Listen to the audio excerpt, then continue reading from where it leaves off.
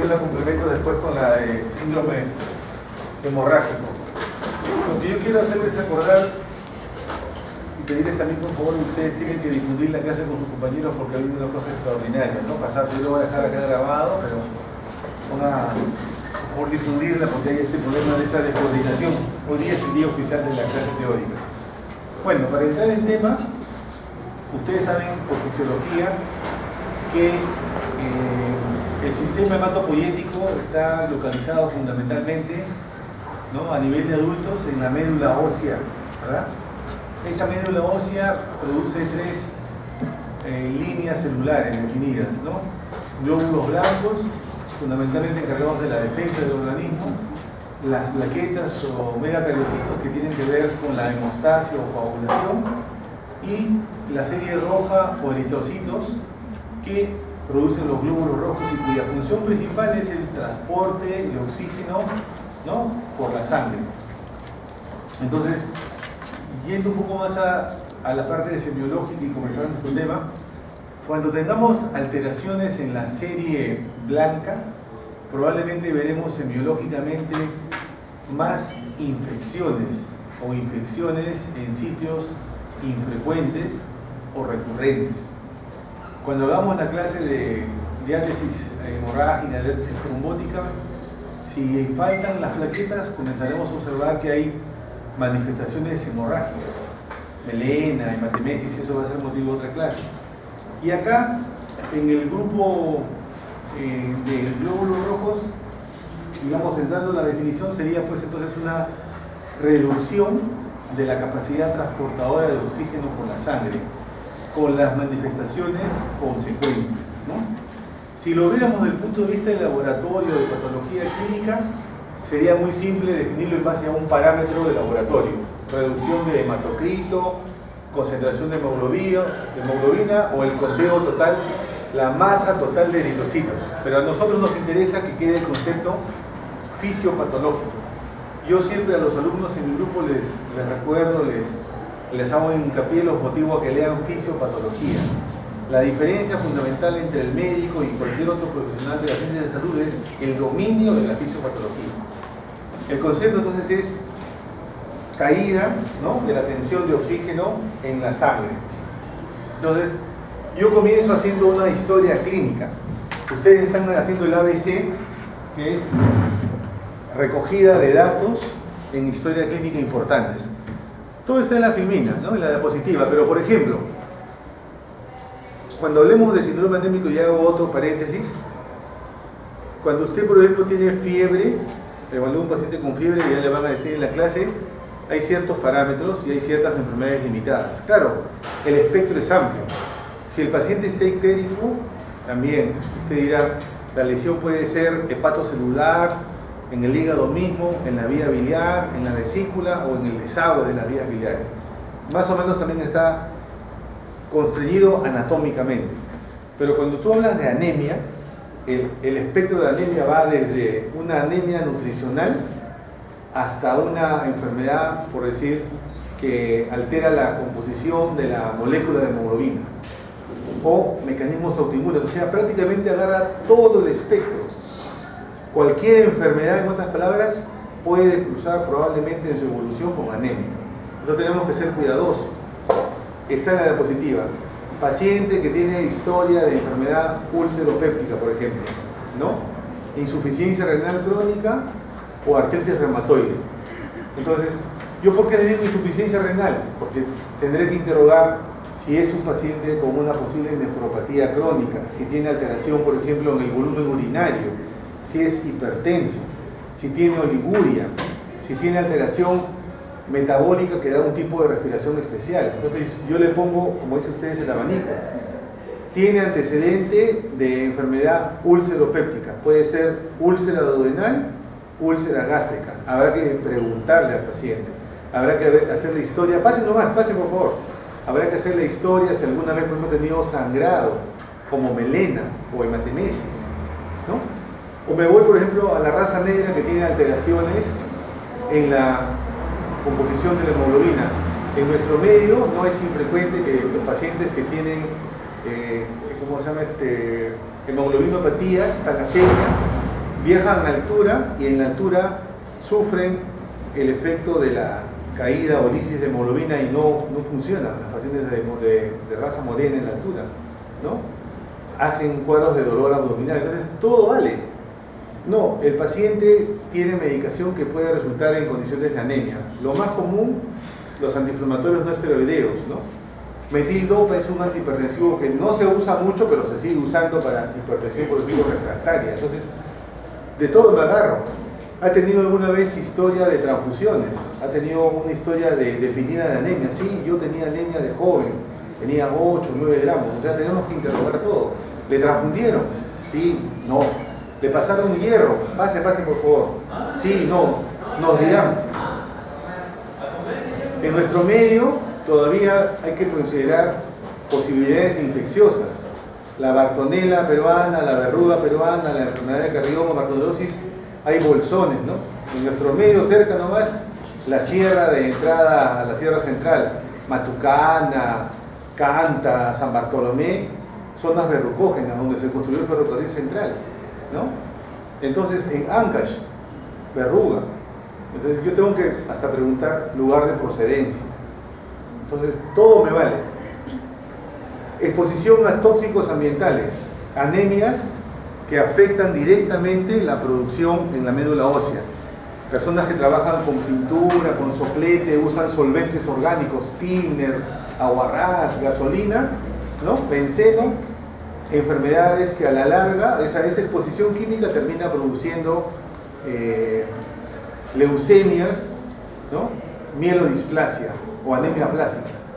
Por ejemplo, ¿no? En nuestro medio, Ica es un departamento que se dice que Ica económicamente ha alcanzado el empleo pleno, ¿no? En la actividad económica, el pleno empleo por la agroindustria. Todo lo que se produce en Ica se exporta a Europa, a China. En Ica, a nuestro hospital por referencia, no se sabe la relación causa-efecto definida porque nunca hacemos estudios para demostrar, pero sí lo vemos empíricamente por observación. De Ica vienen, ya saben, leucemia, mielodisplasia, anemia plástica. ¿Qué relación habrá? Trabajo en el campo intensivo, exposición a insecticidas, ¿no? Para las plagas, porque todo eso se exporta.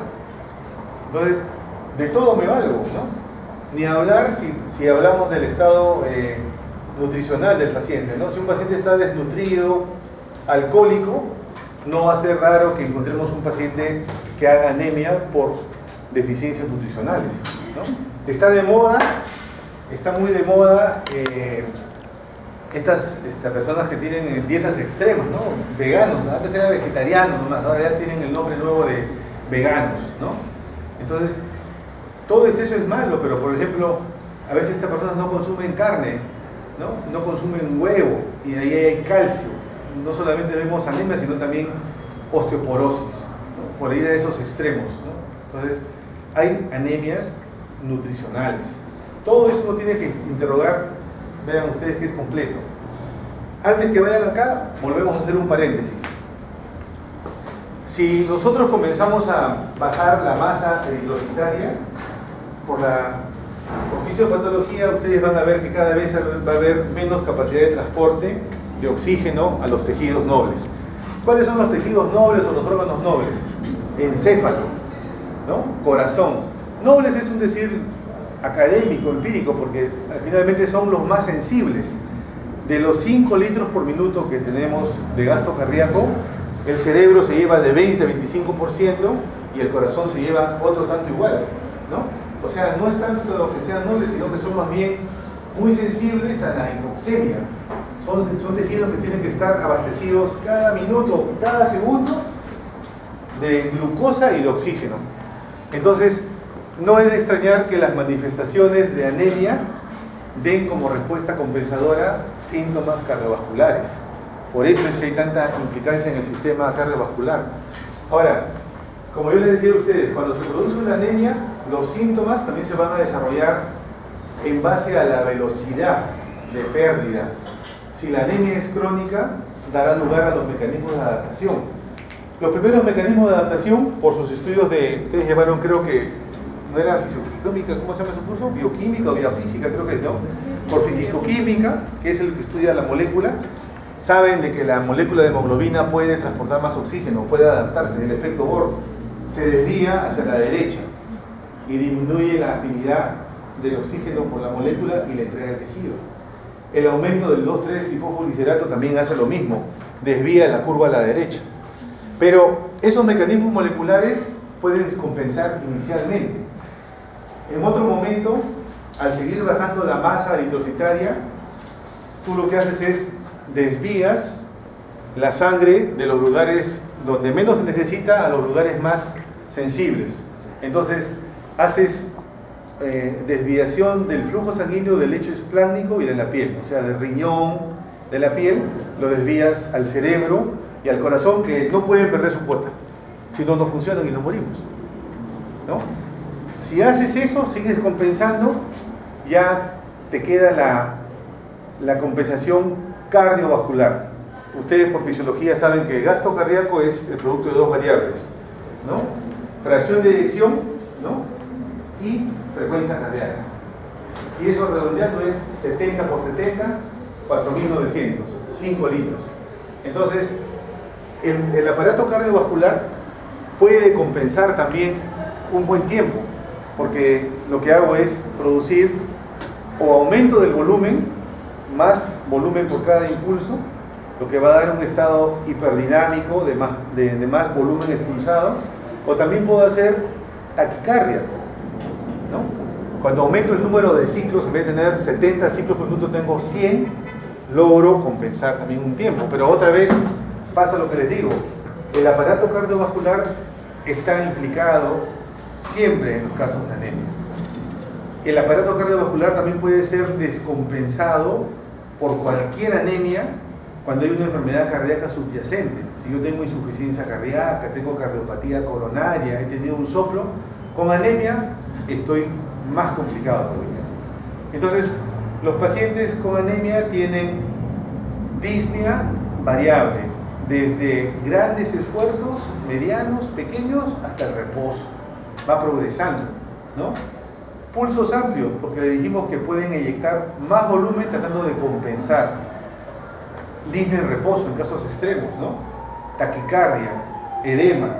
Y en los casos severos, como les estaba explicando, se puede descompensar el corazón en una falla cardíaca, insuficiencia cardíaca congestiva pura, o angina, ¿no? Que es el dolor torácico de origen coronario.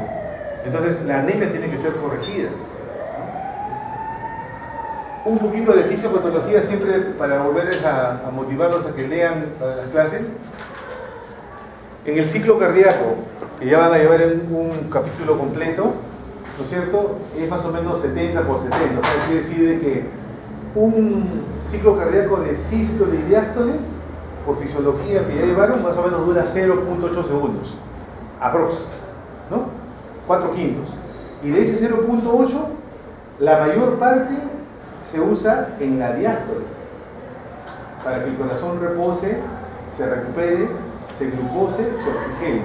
Y el pedacito, el tercio de ese 0.8 es sístole, que es contracción, gasto de energía, gasto de oxígeno. Cuando hago taquicardia, la única manera que yo tengo para hacer taquicardia es hacer ¿qué cosa? Reducir el tiempo de diástole.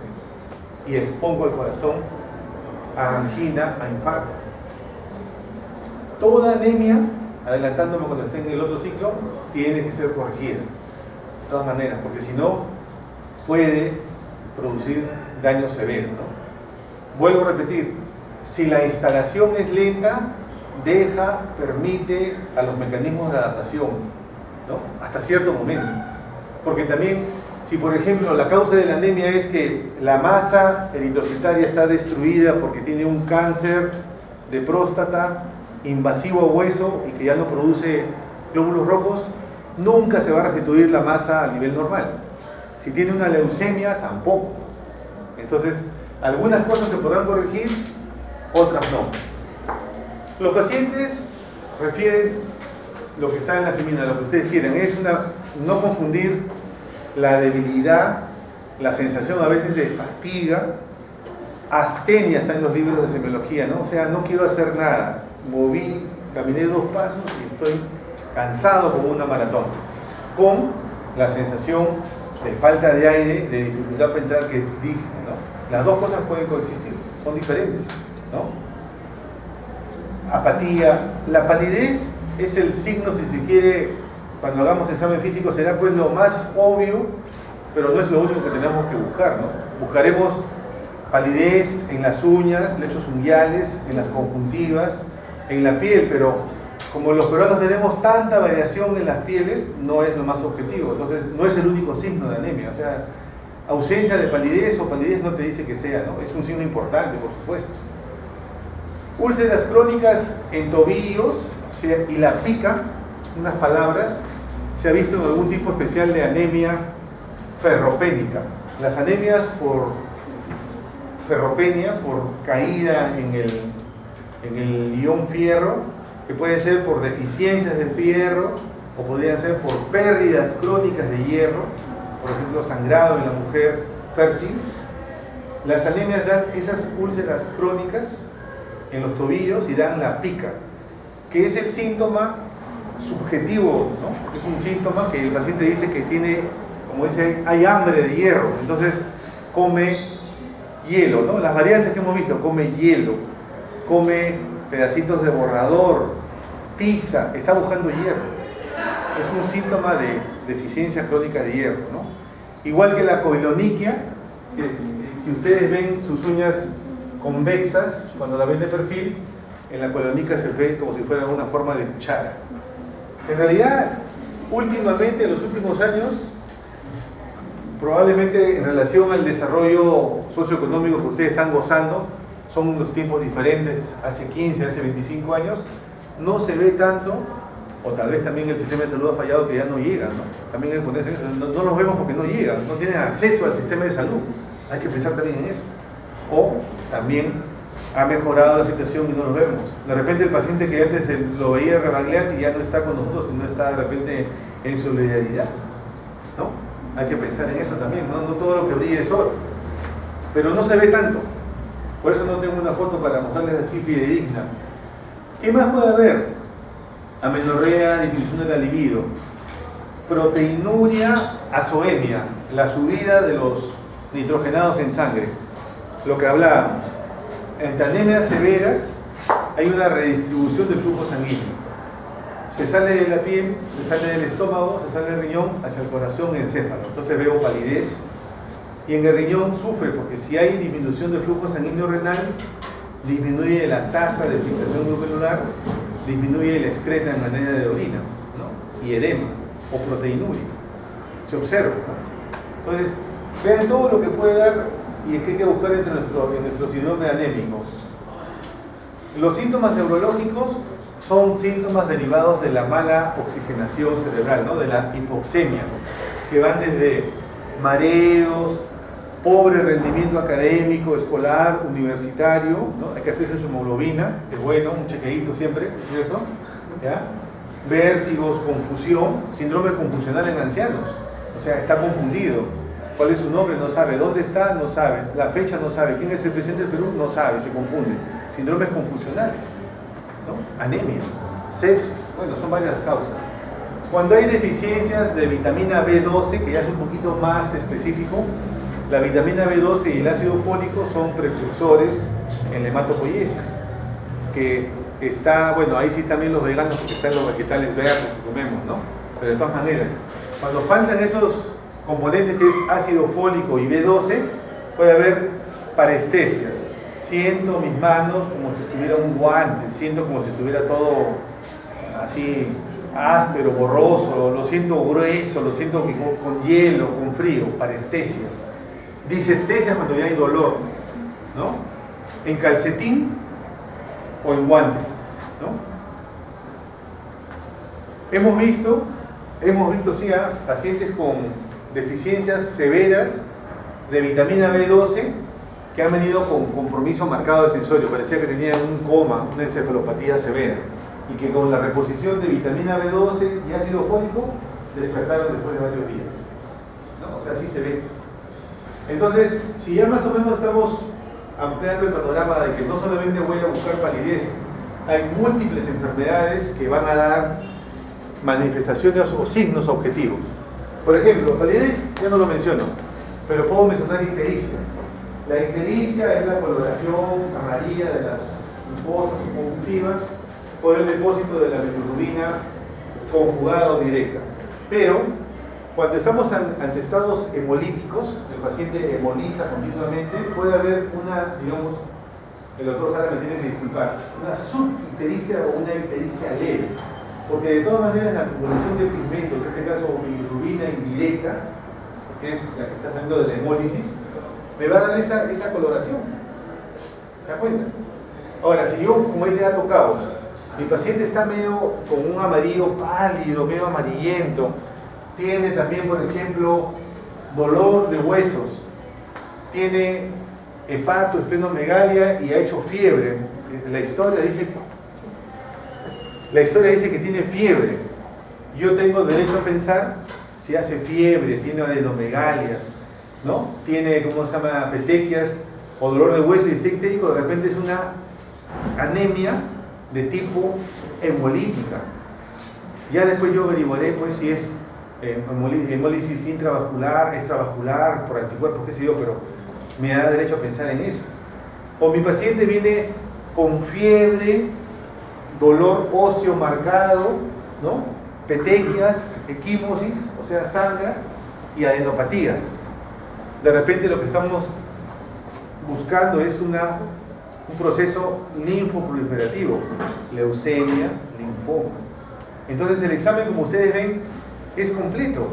Es piel, es visceromegalia, superficies óseas, esternón, arcos costales, porque son las zonas de hematopoiesis.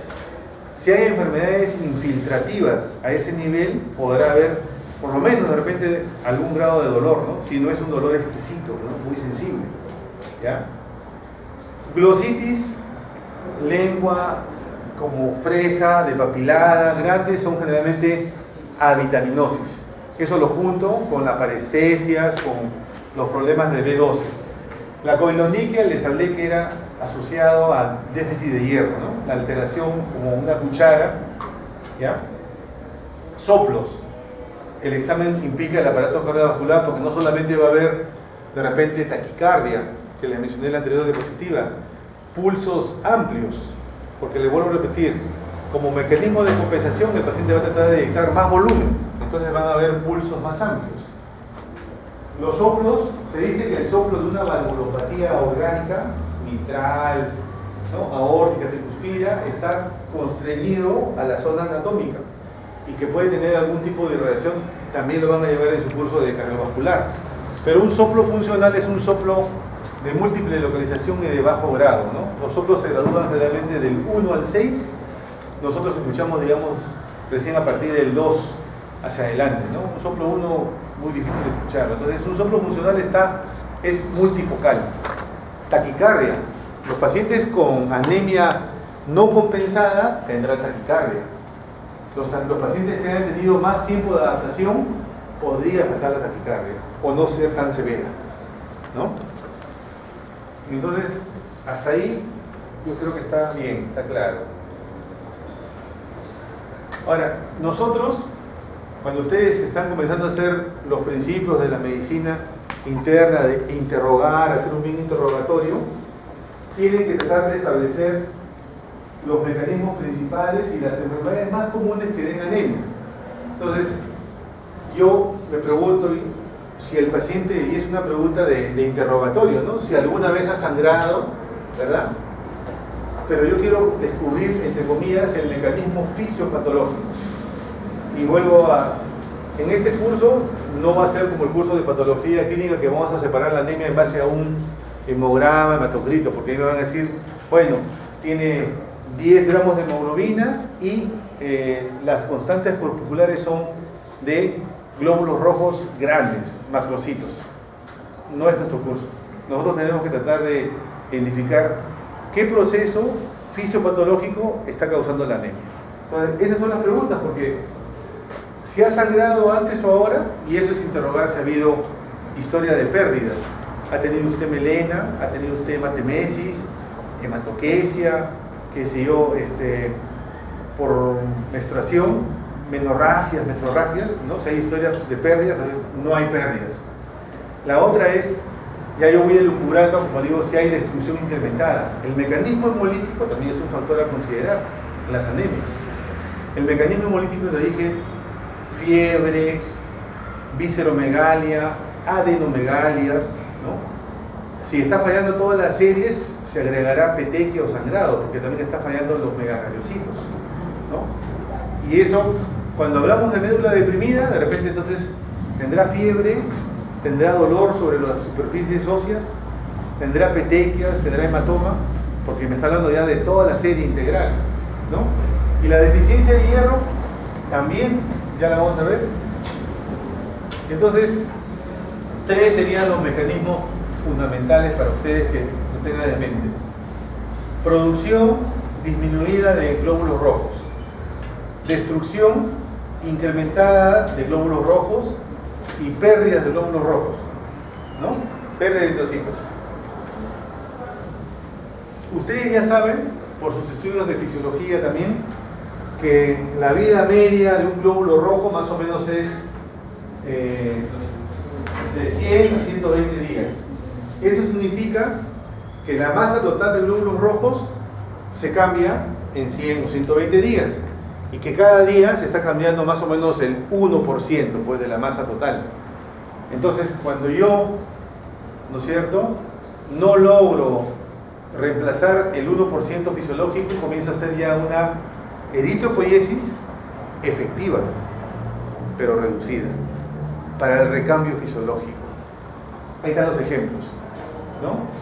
Nuevamente el ejemplo de los veganos. Tengo que alimentarme adecuadamente. El estudiante de medicina tiene que estar bien alimentado para que tenga un buen rendimiento académico. Bastante glucosa cuando van a estudiar, bastante azúcar cuando van a dar exámenes, porque están consumiendo. No pueden estar ustedes en ayunas. Lo más básico. Falta fierro, folato, B12. O sea, la fábrica está bien, pero me falta el aporte de los precursores. Compromiso primario de la médula ósea. Ahí están los ejemplos. Anemia plástica, mielodisplasias frecuente en los pacientes que vienen, por ejemplo, de ICA, ¿no? Infiltración tumoral. No es un tumor directo de la médula, es un tumor, por ejemplo, de próstata que en la evolución hace metástasis al hueso, dará de repente dolor de huesos y vendrá con su anemia, ¿no? Puede ser por bajo nivel de eritropoyetina, ¿no?, que se ve en los pacientes con hipotiroidismo y con insuficiencia renal crónica, ¿no? Insuficiencia renal crónica, uno pues hace el interrogatorio, por ejemplo, ¿no? Volumen urinario, busco síntomas de anemia, la presión arterial también se altera en las pacientes nefrópatas, presión arterial, edema, ¿no? Ya en un grado severo puede estar urémico, o sea, está tan alta la urecatina que está en una encefalopatía, pero uno va, como lo vuelvo a repetir, en el plan de juntar, ¿no?, claves. Entonces, ese es un mecanismo, producción disminuida. El otro grupo que decía que no es menos importante, pero que también existe, ¿no? O sea, tenemos que tener en mente, la médula probablemente no está dañando, lo que está ocurriendo es que la vida media del glóbulo rojo está cortado, ¿no?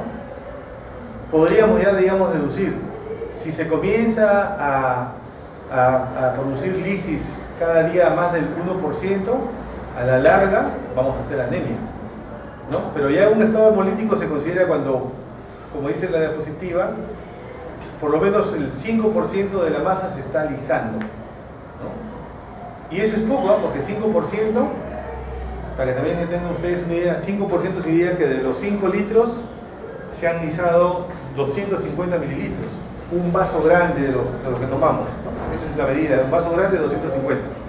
Eso sería el 5% de 5.000. Y eso comenzaría a producir poco a poco anemia si no se detiene. Pero cuando estamos en estados hemolíticos, ahora último hemos tenido una paciente, ¿no?, que tenía hemoglobina, por decir, les digo, un 11, y cuando estaba sangrando o cuando estás en estado hemolítico le bajaba a 4, 5 o 6 gramos de un solo tirón, ¿no? Entonces cuando uno sangra en hemólisis también es, o sea, no sangra poquito, ejemplos, ¿no? Le he puesto, si quieres, así anemias hemolíticas hereditarias y adquiridas. Pero acá hay una clasificación, o sea, no vamos a discutir ahora. Podría ser también extravasculares, intravasculares, ¿no? Extracorpusculares, ¿no? Entonces, un montón de clasificaciones. Los ejemplos. Las alteraciones en la forma dan alguna forma de destrucción acelerada. ¿Quién lo destruye? El vaso. ¿Dónde se destruyen los glóbulos rojos viejos? En el vaso.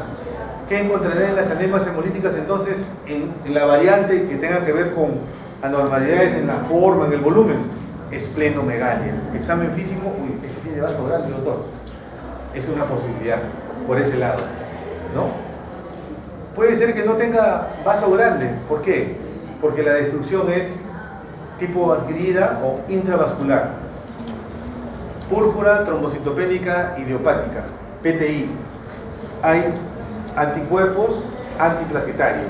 El paciente me hace pura petequias, melena, previamente estuvo con un cuadro viral, catarral, y se le cae la hemoglobina. Viene a la emergencia porque tiene plaquetas bajas. No solamente se han destruido las plaquetas que da la púrpura, sino también puede haber caída de la hemoglobina. El anticuerpo plaquetario también podría atacar, si tiene los mismos antígenos, los mismos antígenos en sangre, y destruir, producir hemólisis, ¿no? Se llama síndrome de Evans. No va a haber preguntas de examen de eso, a veces medicina interna, pero les pongo la idea para que ustedes sigan avanzando, ¿no? Entonces, las anemias hemolíticas es una posibilidad, con fiebre, con esplenomegalia, ¿no? Hemos visto pacientes con hemólisis temprana edad de la vida que al formar esas sales que son de bilirrubinato han hecho cálculos más precozmente que la población general. Cálculos en la vesícula biliar, porque ustedes ya van a llevar digestivo, que los cálculos de la vesícula biliar son más frecuentes en la cuarta, quinta década de la vida, con una mujer multípara y obesa. Pero cuando hemos visto más joven, eran pacientes hemolíticos. Que, le repito, la sal, el bilirrubinato de calcio precipitaba y daba cálculos tempranamente. ¿Ya? Y por último, porque ya están que nos miran feo, ¿no? Pérdidas de glóbulos rojos. ¿Ya? Las pérdidas, cuando son evidentes por historia clínica, por interrogatorio, no hay problema. El paciente dice, doctor, hice deposición negra, como medio litro o medio kilo, todo negro como la brea, como el asiento. Melena, pues, hematocrito, endoscopía, vemos dónde sangró, colonoscopía probablemente, ¿no? Ahí no hay pierde. También la paciente me dice, doctor, yo tengo un dispositivo intrauterino, cuando tengo mi menstruación yo sangro 7 días en vez de 3 y tengo que usar 3 paquetes, menos metrorragia. Ahí no hay pierde, pues, no hay ningún problema. El problema es que puede haber sangrado oculto, microscópico, y el paciente viene con nosotros y está como ese pálido, con un papel, con todos los síntomas de anemia. Por eso es importante, porque tú interrogas y no hay ninguna historia de pérdidas, pero está pálido. Entonces ahí es cuando uno dice, esto puede corresponder al sangrado microscópico, no visible. Y por eso también hay pruebas en el laboratorio que se busca búsqueda oculta de sangre en heces, la prueba de Tébeno, la prueba del guayaco. Tienen, no sé por qué en medicina existe 5 sinónimos para cada cosa, para confundirlos creo, ¿no? La prueba del guayaco, la prueba de Tébeno. Lo preparas bien, que no reciba ningún alimento que pudiera darte un falso positivo, nada de hierro, o sea, dieta vegetariana, y le haces la muestra. Si sale sangre oculta en esos, estamos en esto de acá. ¿Y por qué es importante? Porque ahí están los 2 carcinomas más peligrosos, más frecuentes, y que eso sí es del día a día de toda la medicina en el Perú. Cáncer gástrico, cáncer colónico. Es más, como unas palabras, ¿no? El cáncer de colon, como ustedes ya sabrán, anatómicamente tiene 2 presentaciones.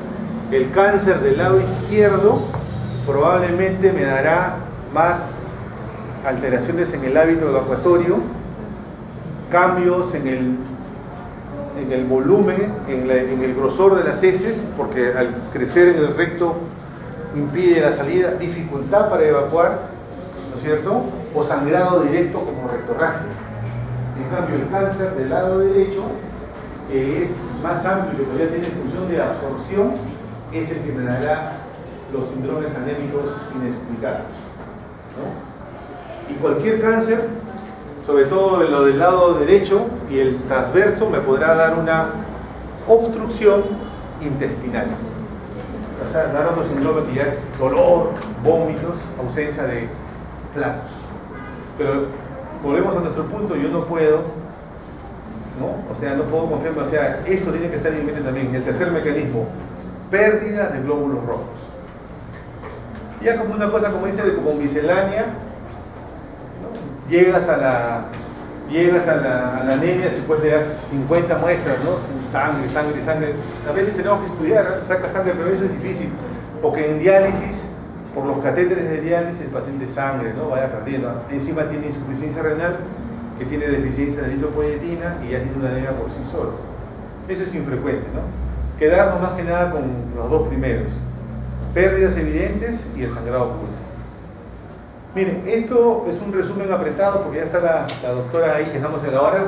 Rodi, ¿cómo estás? Una consulta, doctor. En caso de los cálculos renales, ¿hay alguna forma de que pueda causar como anemia el paciente? No, muy poca, porque los cálculos renales, como ustedes comprenderán, dan generalmente ictus a repetición, infección del tracto urinario recurrente con germen resistente, no tanto la anemia. Claro, y en forma, para terminar porque podría producir una uropatía obstructiva, hidronefrosis, aumento de presión y a la larga tal vez darle indirectamente anemia. Insuficiencia renal por uropatía obstructiva, porque lo tapa, un cálculo coraliforme. Termino 2:40 porque está la profesora ahí. Tómelo un ratito, ya está la otra docente. Muy bien, jóvenes, por favor, avisen a sus compañeros, disculpen a sus